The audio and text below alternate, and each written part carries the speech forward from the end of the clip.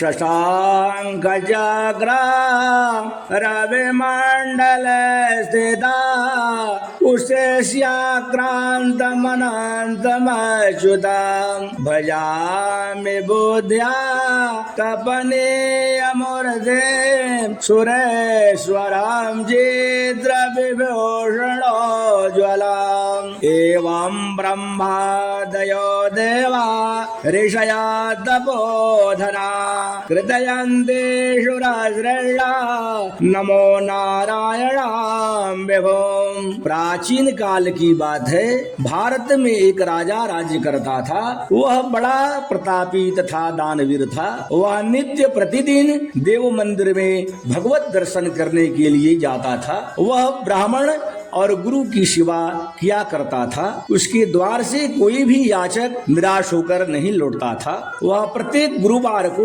व्रत करता एवं पूजन करता था। हर दिन गरीबों की सहायता करता था। परंतु यह सब बातें उसकी रानी को अच्छी नहीं लगती थी। वह न व्रत करती और न किसी को एक भी पैसा दान में देती थी। वह राजा से भी ऐसा करने को मना किया करती थी। एक समय की बात है कि राजा शिकार खेलने वन को गए। घर पर रानी और दासी थी। उस समय गुरु बृहस्पति साधु का रूप धारण कर राजा के दरवाजे पर भिक्षा मांगने के लिए आए। साधु ने रानी से भिक्षा मांगी तो वह कहने लगी, हे साधु महाराज, मैं इस दान और पुण्य से तंग आ गई हूँ। इस कार्य के लिए तो मेरे पतिदेव ही बहुत हैं। अब आप ऐसी कृपा करें कि सारा धन नष्ट हो जाए तथा मैं आराम से रह सकूं। साधु रूपी बृहस्पति देव ने कहा, हे देवी, तुम बड़े विचित्र हो। संतान और धन से कोई दुखित नहीं होता, इसको सभी चाहते हैं। पापी भी पुत्र और धन की इच्छा करता है। अगर तुम्हारे पास धन अधिक है तो भूखे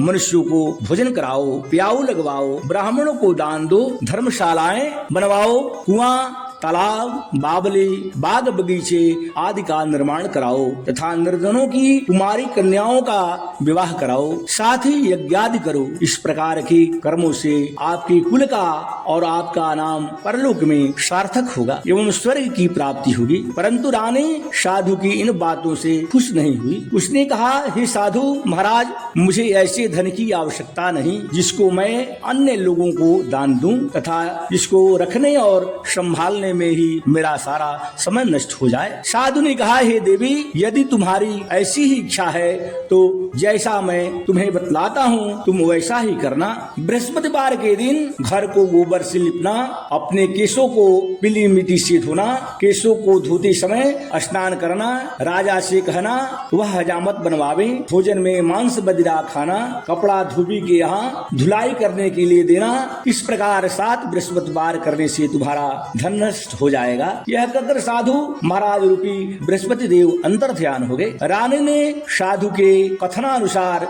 7 बृहस्पतिवार तक वैसा ही करने का विचार किया। साधु के बताए अनुसार कार्य करते हुए केवल 3 बृहस्पतिवार ही बीते थे कि उसी समस्त सब संपत्ति नष्ट भ्रष्ट हो गया। भोजन के लिए दोनों समय परिवार तरसने लगा तथा सांसारिक भोगों से दुखित रहने लगा। तब वह राजा रानी से कहने लगा कि हे रानी, तुम यहाँ पर रहो, मैं दूसरे देश हो जाता हूँ, क्योंकि यहाँ पर मुझे सभी लोग जानते हैं, इसलिए मैं यहाँ कोई कार्य नहीं कर सकता। मैं अब प्रदेश जा रहा हूँ, वहाँ कोई काम धंधा करूँगा, शायद हमारे भाग्य बदल जाए। ऐसा कहकर राजा प्रदेश चला गया। वह वहाँ जंगल में लकड़ी काट कर लाता और शहर में बेचता। इस तरह जीवन व्यतीत करने लगा। इधर रानी के बिना, इधर राजा के बिना रानी और दासियां बड़ी दुखित रहने लगी। किसी दिन भोजन मिलता और किसी दिन जल पीकर रह जाती। एक समय रानी और दासियों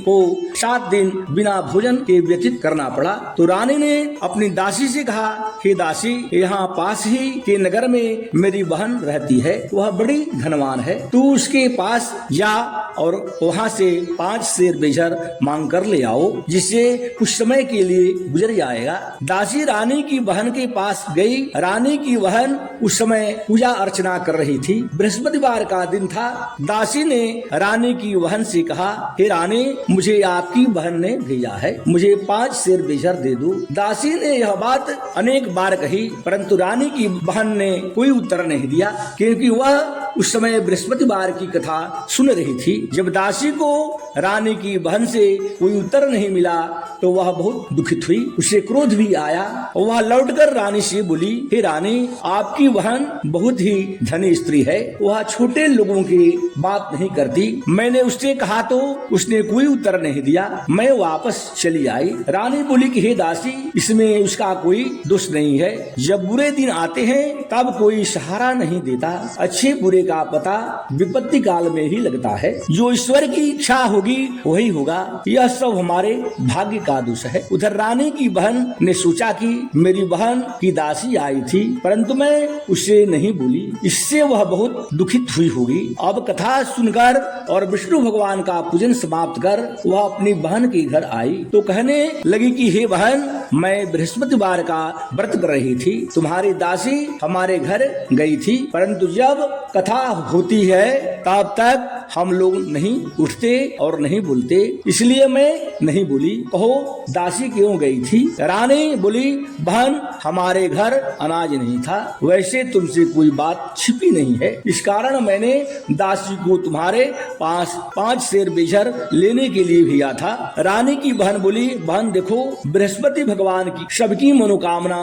पूर्ण करते हैं, देखो शायद तुम्हारे घर में अनाज रखा हो। यह सुनकर दासी घर के अंदर गई तो वहाँ उसे बड़ा बेजर एक सा मिल गया और उससे बड़ी हैरानी हुई, क्योंकि उसने एक बर्तन देख लिया था। उसे बाहर आकर रानी को बतलाया। दासी अपनी रानी से कहने लगी कि रानी देखो, वैसे हमको जब अन्न नहीं मिलता तो हम रोज की व्रत करते हैं, अगर इनसे व्रत की विधि और कथा पूछ ली जाए तो उसे हम भी किया करेंगे। दासी के कहने पर रानी ने अपनी बहन से बृहस्पतिवार व्रत के बारे में पूछा। उसकी बहन ने बताया, हे रानी, बहन, बृहस्पतिवार को सूर्योदय से पूर्व उठकर स्नान करके बृहस्पतिवार का व्रत करना चाहिए, लेकिन उस दिन सिर नहीं धोना चाहिए। बृहस्पतिवार के व्रत में चने की दाल और मुनक्का से विष्णु भगवान का केले के वृक्ष की जड़ में पूजन करें तथा दीपक जलावें। उस दिन एक ही समय भोजन करें, भोजन पीले खाद्य पदार्थ का करें तथा कथा सुने। इस प्रकार करने से गुरु भगवान प्रसन्न होते हैं, अन्न पुत्र धन देते हैं, मनोकामना पूर्ण करते हैं। व्रत और पूजन की विधि बतलाकर रानी की बहन अपने घर लौट गई। रानी और दासी दोनों ने निश्चय किया कि बृहस्पति देव भगवान का पूजन जरूर करेंगे। 7 दिन बाद जब बृहस्पतिवार आया तो उन्होंने व्रत रखा।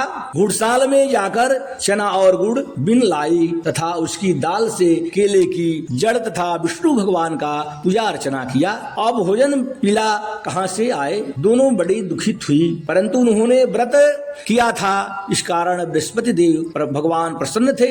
एक साधारण व्यक्ति के रूप में 2 थालों में सुंदर पीला भोजन लेकर आए और दासी को देकर बोले, हे दासी, यह भोजन तुम्हारे और रानी के लिए है, तुम दोनों करना। दासी भोजन पाकर बड़ी प्रसन्न हुई और रानी से बोली, रानी जी भोजन कर लो। रानी को भोजन आने के बारे में कुछ पता नहीं था, इसलिए वह दासी से बोली, जा तू ही भोजन कर, क्योंकि तू हमारी व्यर्थ में हंसी उड़ाती है। दासी बोली, एक व्यक्ति भोजन दे गया है। रानी कहने लगी, वह भोजन तेरे लिए दे गया है, तू ही भोजन कर। दासी ने कहा, वह व्यक्ति हम दोनों के लिए 2 थालों में भोजन दे गया है, इसलिए मैं और आप दोनों ही साथ साथ भोजन करेंगी। दोनों ने गुरु भगवान को नमस्कार कर भोजन प्रारंभ किया। उसके बाद वे प्रत्येक बृहस्पतिवार को गुरु भगवान का व्रत और पूजन करने लगी। बृहस्पति भगवान की कृपा से उनके पास धन हो गया, परंतु रानी फिर पहले की तरह आलस्य करने लगी। तब दासी बोली कि देखो रानी, तुम पहले भी इस प्रकार आलस्य करती थी, तुम्हें धन के रखने में कष्ट होता था, इस कारण सभी धन नष्ट हो गया। अब गुरु भगवान की कृपा से धन मिला है तो फिर तुम्हें आलस्य होता है। बड़ी मुसीबतों के बाद हमने यह धन पाया है, इसलिए हमें दान पुण्य करना चाहिए। तुम भूखे मनुष्यों को भोजन कराओ, पियाऊ लगवाओ, ब्राह्मणों को दान दो, कुआं, तालाब, बावले आदि का निर्माण कराओ, मंदिर पाठशाला बनवाकर दान दो, कुंवारी कन्याओं का विवाह करवाओ, धन को शुभ कार्यों में खर्च करो, जिससे तुम्हारे कुल का यश बढ़े तथा स्वर्ग प्राप्त हो और पितृ प्रसन्न हो। दासी की बात सुनकर रानी ने इसी प्रकार से कर्म करने प्रारंभ किया, जिससे उसका काफी यश फैलने लगा। एक दिन रानी और दासी आपस में विचार करने लगी कि न जाने राजा किस दशा में होंगे, उनकी कोई खोज खबर नहीं है। गुरु भगवान ने उन्होंने प्रार्थना की और भगवान ने रात्रि में राजा को स्वप्न में कहा, हे राजा उठ, तेरी रानी तुमको याद करती है, अब अपने देश को लौट जा।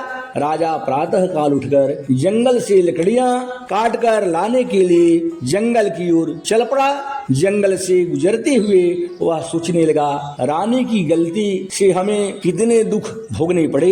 राजपाट छोड़कर उसे जंगल में आकर रहना पड़ा। जंगल से लकड़ियां काटकर उन्हें बेचकर गुजारा करना पड़ा। उसी समय उस जंगल में बृहस्पति देव एक साधु का रूप धारण कर आए और राजा के पास आकर बोले, हे लकड़हारे, सुनसान जंगल में किस चिंता में बैठे हो, मुझे बतलाओ। यह सुनकर राजा के नेत्रों में जल भर आया और साधु की वंदना कर बोला, हे प्रभु, आप सब कुछ जानने वाले हैं। इतना कहकर राजा ने साधु को अपनी संपूर्ण कहानी सुना दी। महात्मा दयालु होते हैं। वे राजा से बोले कि हे राजा, तुम्हारी पत्नी ने बृहस्पति देव के प्रति अपराध किया था, जिसके कारण तुम्हारी यह दुर्दशा हुई है। अब तुम किसी प्रकार की चिंता मत करो, भगवान तुम्हें पहले से अधिक धन देंगे। देखो, तुम्हारी पत्नी ने बृहस्पतिवार का व्रत प्रारंभ किया है, अब तुम भी